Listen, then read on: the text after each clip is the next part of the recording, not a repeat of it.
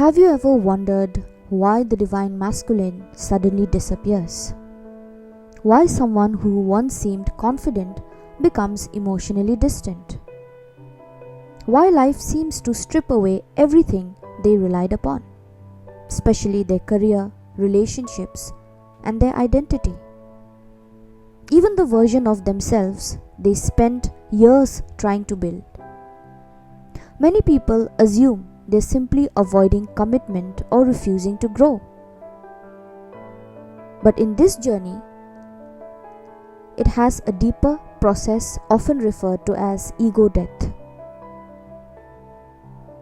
It's important to note that ego death is a spiritual and psychological metaphor, not a medical diagnosis or scientifically defined event. People experience profound personal change in many different ways, and not everyone who believes they are on a twin flame journey will go through the same process. Hello my beautiful souls, welcome to Spiritual Bloom, where we bloom within our consciousness with your spiritual guide and twin flame coach Neha. In today's video, we are going to explore what masculine ego death means from a spiritual perspective. So, before understanding ego death, we first need to understand what the ego actually is. Many spiritual traditions don't define the ego as something evil. The ego is simply our psychological identity.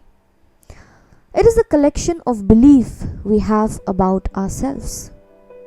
I am successful, I am strong, I am independent, I must always be in control.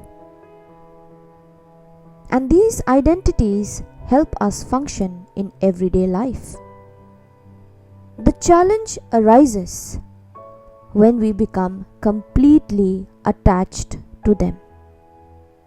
When our sense of worth depends entirely on these identities, any threat to them can feel deeply unsettling. Now let's understand the masculine identity. From childhood, many men receive messages like, "Don't cry, be strong." They learn to solve problems on their own. They have to provide since a very young age. They cannot appear weak. Now, whether these messages comes from family, culture, or society, they can shape how someone defines themselves. Now again, these experiences may vary widely, and not every man is raised in this way. But for many, emotional vulnerability becomes associated with weakness rather than strength. Over time, they may build an identity around achievement, control, or emotional self-reliance. This identity can work for years until life presents experiences that challenges it. Many people within the twin flame journey know that this connection is unusually intense. And during this journey, a deeply significant relationship can bring unresolved emotions to the surface. For example, old fears, attachment wounds, fear of rejection, vulnerability, or any kind of childhood conditioning. The relationship may act like a mirror, highlighting parts of ourselves we haven't fully healed. For someone whose identity has been built around certainty and control, that level of emotional exposure can feel overwhelming. That's why the divine masculines feel overwhelming when they cross paths with their counterpart. The ego death doesn't necessarily happen all at once. It is a process, it is a slow process, and it often unfolds gradually. They have to face one challenge after another. Perhaps a relationship ends, or a career changes unexpectedly. Financial security feels uncertain. The family expectation shifts. And in this process, old coping strategies stops working.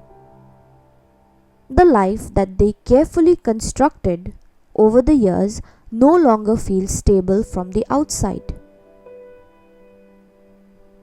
And it may look like everything is falling apart.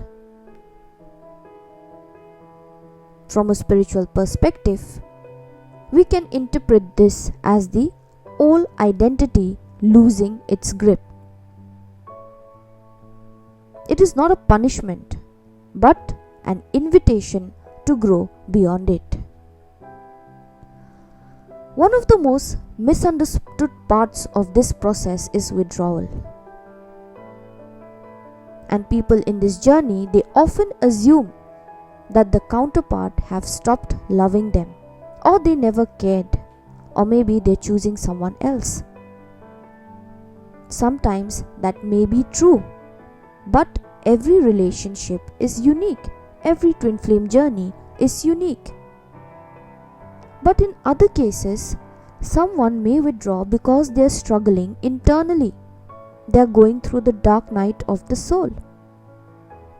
If everything they believed about themselves is being challenged after so many years, they may not have the emotional capacity to navigate both that inner upheaval and the relationship that feels so intense at the same time.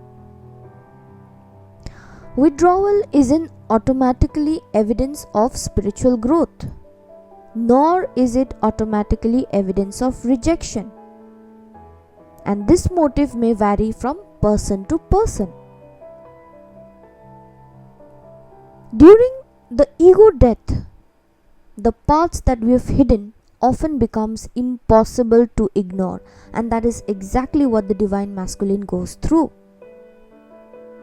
The anger, the shame, their controlling nature, perfectionism in everything, people pleasing, trying to build a status, a reputation around fake people, karmic people, avoiding their health, avoiding their well-being, avoiding their emotions,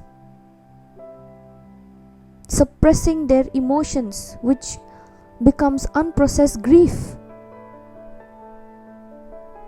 Now, these are not something we can describe it as a new quality within the divine masculine. These qualities were often present beneath the surface, and because transformation took place, because they are in the process of this twin flame journey, all these qualities comes to the surface. And when it comes to the surface, they have no option but to take responsibility for healing. And as we all know, that shadow work is not something very easy. And it is also not about becoming perfect. Shadow work is about becoming honest to yourself, taking accountability and responsibility that you are a human and you are not perfect, but at the same time, not dismissing your emotions, your grief, your pain, but sitting with it. For some people, ego death is accompanied by the dark night of the soul usually. A period where all sources of meaning no longer satisfy. The divine masculines may feel empty even after achieving so much in their life. The validation loses its power, and the distractions stops working. They have been distracting themselves for a very long time, that stops working.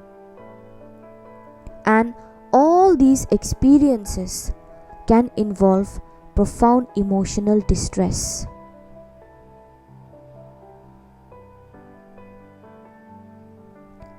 And because of such emotional distress, what does it mean?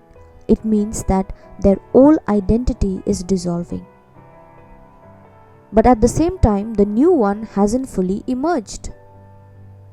This in between space can feel deeply confusing and overwhelming, because they are evolving but they have not evolved fully. So that thin line in between, that thin space where they have to go through the dark night of the soul, where they have to do the shadow work, is deeply confusing and overwhelming. And many divine feminines will relate to this, because even they have gone through that stage, that process of ascension. And in this process, what happens? What happens to the divine feminine who have recently explored that they are in a twin flame journey, or they are in a separation? What does the divine feminine think of their counterpart? The divine feminine assumes it as silence, distance, confusion, mixed signals. They think that their counterpart is inconsistent, and it is understandable to search for answers during such stage. But remember that another person's inner journey isn't something that we can observe directly. So rather than assuming someone is experiencing an ego death, it can be healthier to focus on your own healing, boundaries, and emotional well-being. Because growth in this journey isn't measured by whether someone returns. It is measured by how we learn to respond to life's challenges. And those challenges can be in your career, your health, family, relationships, and even your counterpart.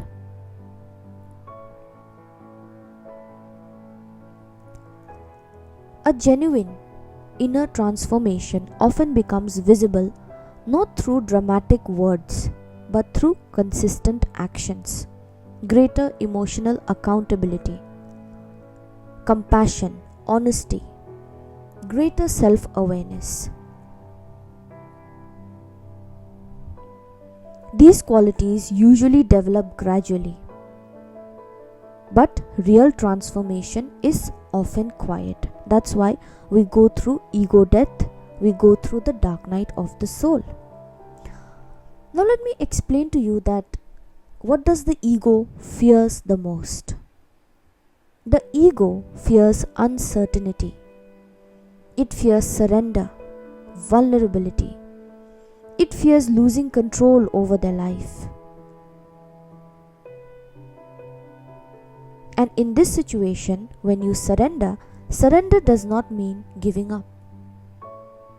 It means that you're releasing the illusion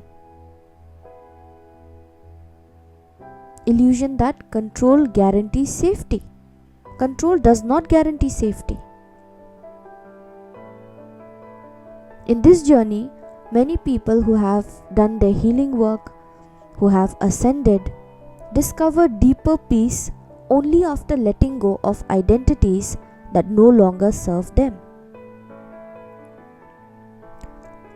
Now, it is also worth remembering that masculine energy is not exclusive to men. Everyone has both masculine and feminine qualities. As we all know, our inner masculine relates to action, healthy leadership. So, it is not about gender. The ego death is something which both the divine masculine and divine feminine has to go through. Now you must be wondering that what happens after the ego death. If genuine transformation occurs in this journey, people often begin making choices that align more closely with their values. They become less concerned with appearances and more willing to express emotions, more open to authentic relationships. They become more grounded and peaceful. Now, this does not mean that life becomes absolutely perfect. It means that they are relating to life differently. They are grateful for all the things that they have in their life currently. They're grateful for the journey. They're grateful for the lessons that they have learned. The external circumstances may not change overnight in this journey, but at least through their healing, their inner relationship with those circumstances begins to shift. Now, the biggest misunderstanding in this journey is that people, they think that when a divine masculine goes through ego death, it guarantees reunion.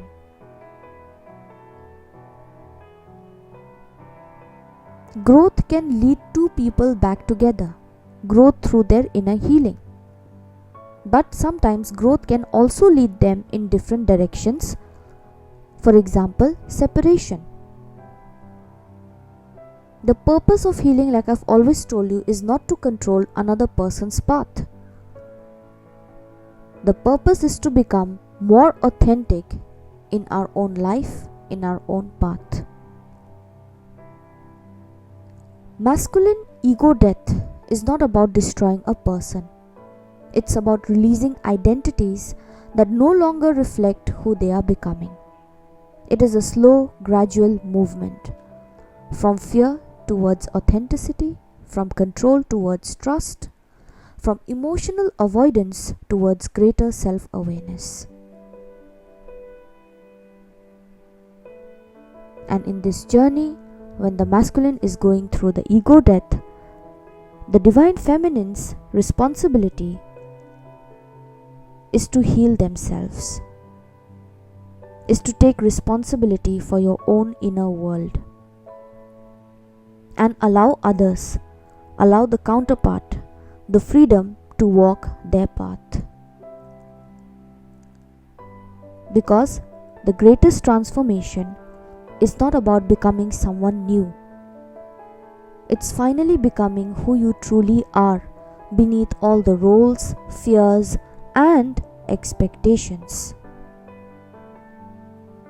So if you like this episode, do like, share, subscribe, and comment. For any kind of personal guidance, you can WhatsApp or email me. My contact details have been given in the description box. I'll be bringing to you all some healings soon, which I'll be posting it. So if anybody is interested, you can WhatsApp or email me. Thank you for listening. Thank you for tuning in. I'll see you again in another episode.